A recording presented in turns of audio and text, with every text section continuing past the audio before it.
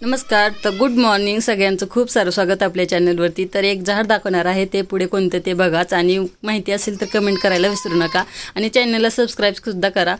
तर छान अशी सकाळची सुरुवात झालेली आहे। इथे छान फ्रेश अशी शेपूची भाजी आणून दिली आहे नानांनी आणि कांद्याची पात सुद्धा आणून दिली आहे।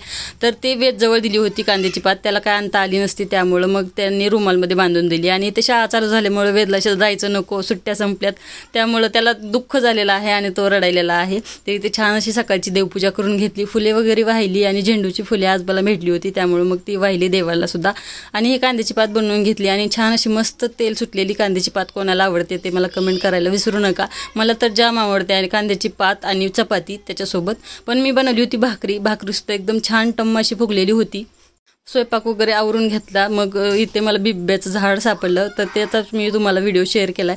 तर हे बिब्बा, बिबवा आणि बिबी असं काही नावं आहेत, तुम्हाला कोणतं नाव माहिती आहे ते मला कमेंट करून कळवा आणि बिब्याचा वापर कशासाठी करतात ते सुद्धा कळवा। तर इथे आमच्या इकडे तर जखम वगैरे झाली तर त्याच्यावरती बिबा उगाळून लावतात, आपल्या गाडीला, दुकानाला, घराला दृष्ट लागू नये म्हणूनही लावतात। व्हिडिओ आवडला असेल तर लाईक करा आणि चॅनल